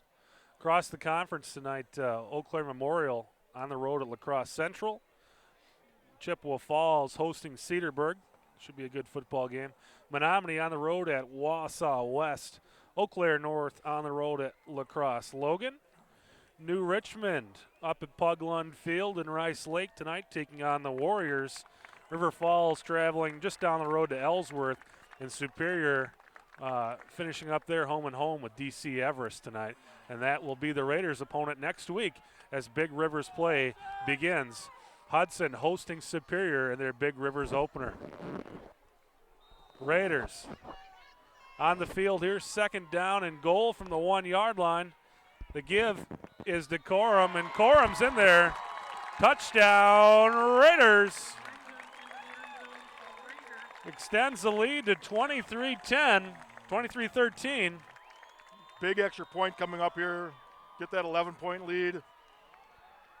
Make it a 2-touchdown game. Give us a little breathing room. Dennison on the field to kick the extra point.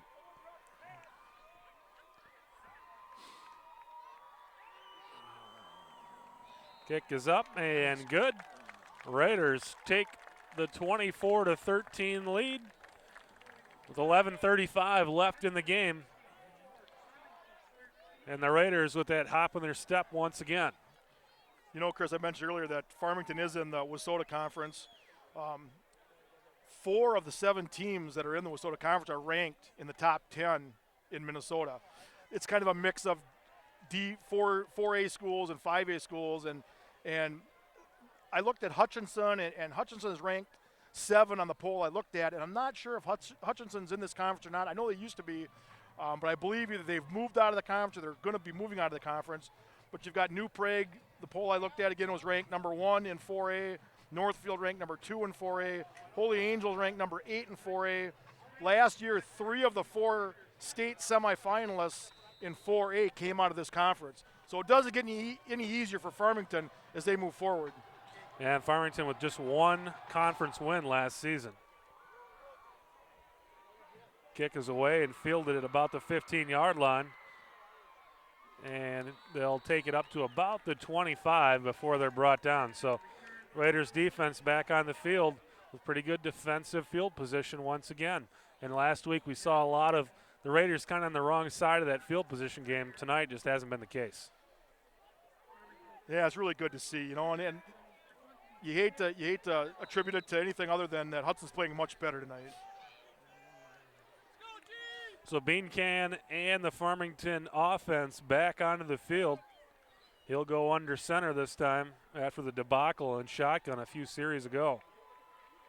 This time looking to pass once again. He's got a guy on the flats, and he's brought down immediately.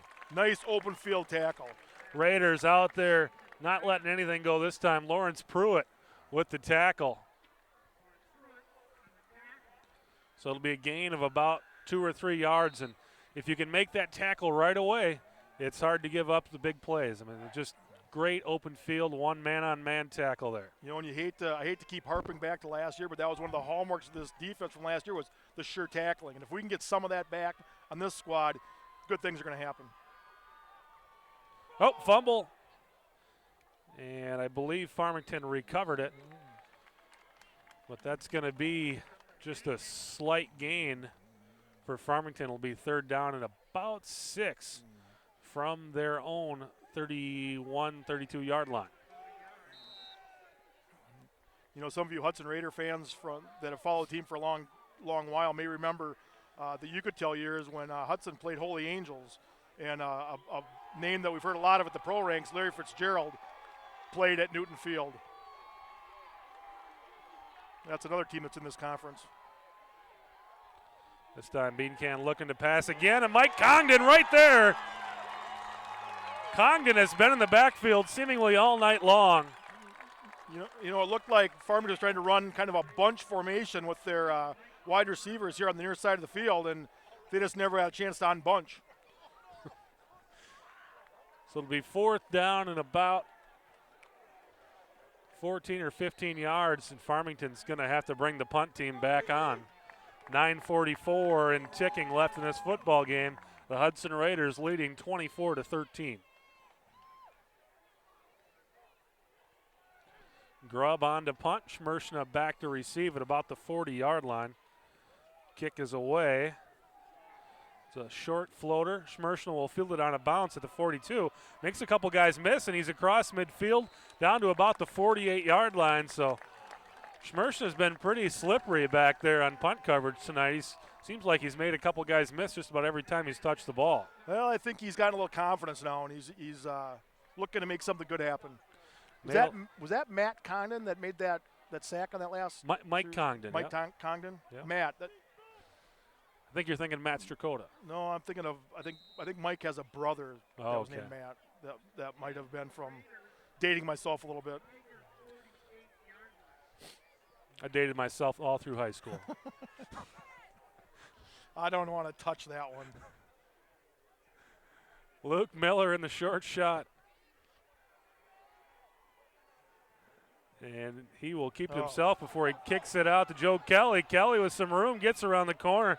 Pickup of about maybe 5 or 6 before he gets hit pretty hard there on the edge. It'll be 2nd down and about 4. Call it 2nd and 5 for the Raiders. Boy, again, it looked like it didn't look at first like that play was going to go anywhere. There were 2 defenders out there, but Kelly just simply outran him. Kelly's got some speed. We really didn't see him in that first game, but been out there on display tonight, and he's got some wheels. You know, one thing that's becoming obvious over the last 2 games is Hudson has some skill position players that can play this game.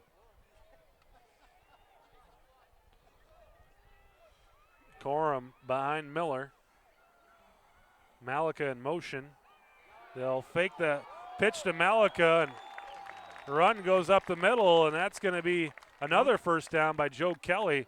Pickup of 7 or 8 on the carry there, and Raiders keep moving the chains and moving that clock down under 8:30. As soon as they get the sticks in place, the clock will start again.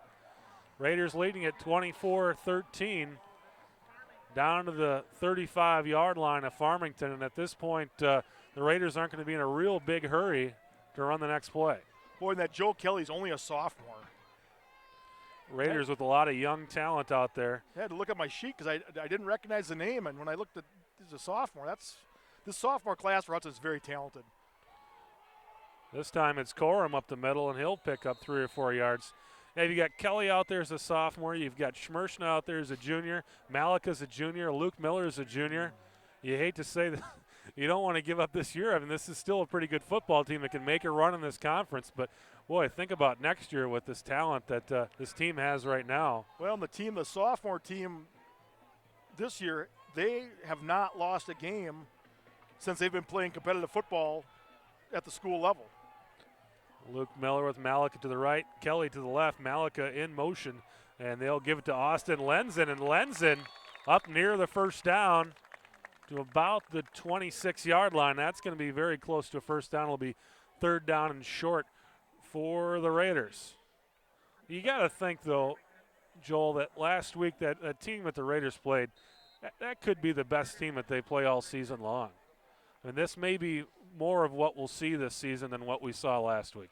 I feel a lot better about this team this week than I did after last week's game, that's for sure. So 3rd and very short for the Raiders. And the pitch is to Lenzen, and Lenzen's going to have enough for the first down. And they'll move the chains and keep that clock ticking. You know, I got a chance to talk to some of the Wisconsin Rapids players after the game last week, and they really have their goal set as beating Spash this year. Whether it's going to happen or not, seems like Spash year after year comes out with, you know, they just reload. But Rapids, they feel that they've got a chance. And to tell you the truth, they're still a young team. Yep. Rapids is not, they're not all seniors. Yeah, they're going to have a heck of a season this year and next, too. So the Raiders from the 24-yard line of Farmington. Miller with Lenzen behind him, and he'll give it to Lenzen. Lenzen finds some space, and he picks up 5 or 6 yards. Farmington trying to strip, but Lenzen had his arms on that ball pretty tight. You know, you may see some of the effects of that early pounding up the middle, starting to wear down that Tiger defense. Again, you see the defensive linemen, hands on their hips. Boy, let's punch another one here, and let's get this thing over with. Well, the Raiders have really owned the time of possession game in this second half. Farmington really has not done anything offensively. Miller with Lenzen behind him, Kelly to the left, Malika to the right, and they'll give it to Lenzen again. Maybe a pickup of about a yard there. It'll be 3rd down and about 2. I think Luke Miller's getting his track work in tonight, running back and forth from the huddle to the sidelines to get the play every time. Well, the nice thing about where we're at now in this football game is he can take his time. 5:30 and ticking right now for the Raiders as they try to put the ice on this game. Inside the 20-yard line of Farmington, trying to pick up another first down here. 3rd down and 1 for the Raiders with the big set in. And the give this time to Lenzen. Lenzen's got the first down once again. Raiders putting on a really impressive show here in this drive. This is exactly what they want. A nice time-consuming drive here. And the Farmington defense just looking for a chance to get off to the sideline here, and they're just not giving it to them. And, you know, the one good thing about this game for Farmington is, you know, they can hold their heads up and say, you know, it was our first game. You know, and Hudson's is a team to be reckoned with. It's not like they're playing Little Sisters of the Poor. They're playing what's turning out to be in my opinion, a rather good Raider team. Miller with Kelly to the left, and the give is to Kelly. Kelly squirts through there, and he's got himself 2 or 3 yards inside the 10-yard line. 4:38 and ticking for Hudson.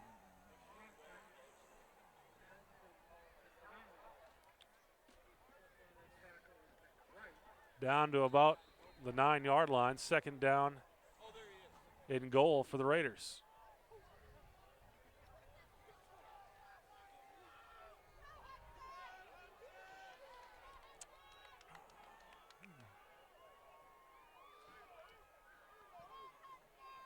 Miller, Kelly to the left, looking to throw. He's got his man, and it's a touchdown. Nick Lubinsky. Kind of surprised we didn't get a flag on that. Look, there's a little bit of a push off there in the end zone, but obviously not enough for the official to call it. Yeah, we're going to call that creating space, Joel. We call that creating space. Boy, that was a nice play. Another nice touch pass from Luke Miller. Threw it right where it had to be. In a position where the receiver could come down with it. That was a well-thrown ball, and it takes out the band. Dennison trying to keep the folks in the band awake as the Raiders take a 30-13 lead with 4:02 left in this football game. Well, with a 17-point lead, I think we may get a chance to see some different faces out there. I know Coach Hatfield does a real nice job of swapping players in on defense. Whether the offense will get another chance to get out there again and you know, give some more players a chance to play or not, we'll have to see. Yeah, when you have such a senior-laden team, any chance you got an opportunity to get some underclassmen in the game and get them some experience for later on in the season or next year, it's a good thing.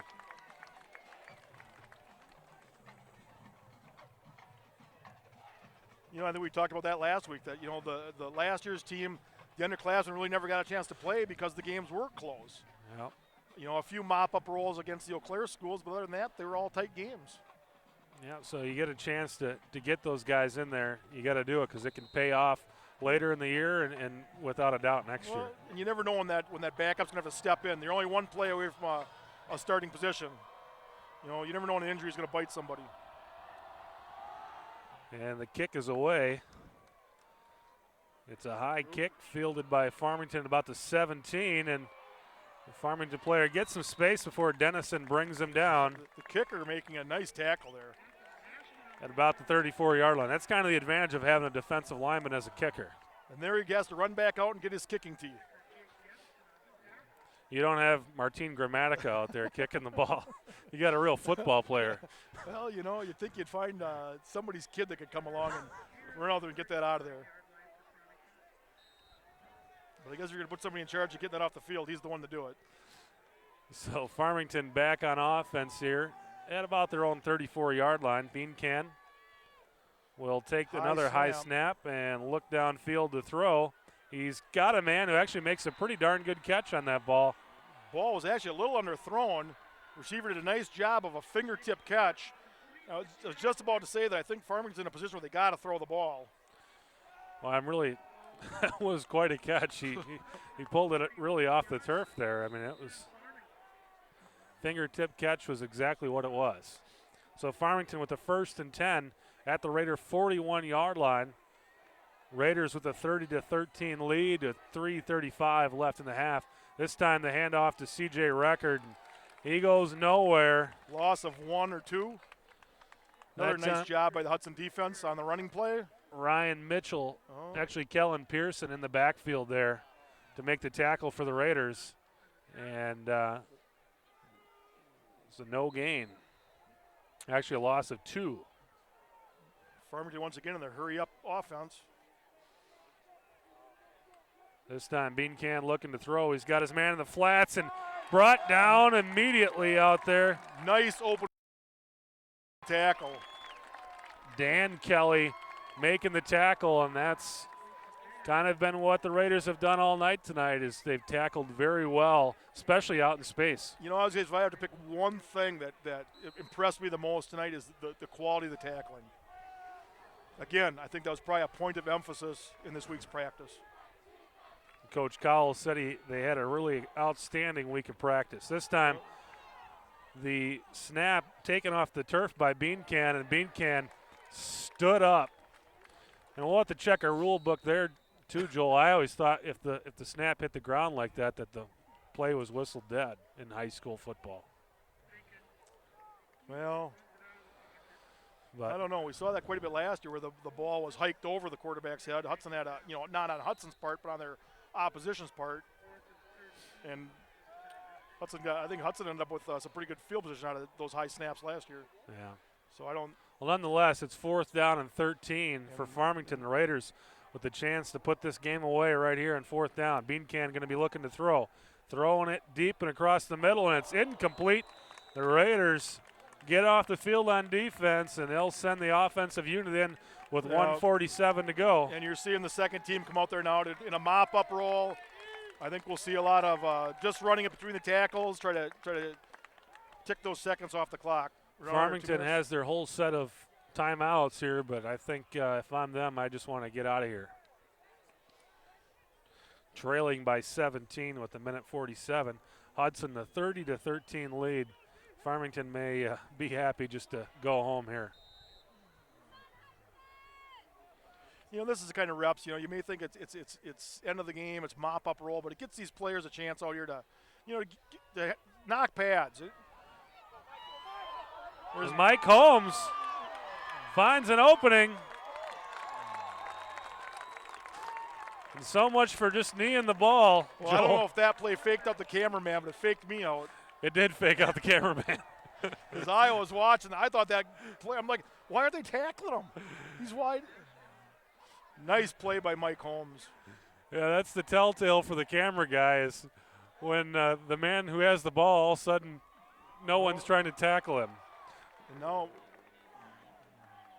But Mike Holmes, with a run of about 35 yards, takes the ball down to the Farmington 15 with 1:37 left. So this is a good opportunity for the Raiders to get a chance to see that second team try to score.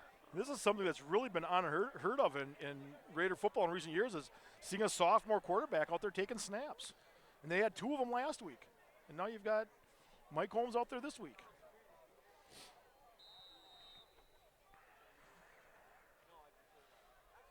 Well, I think it'd be good for the second team offense to punch one in here, but something because I just soon see them run the clock out.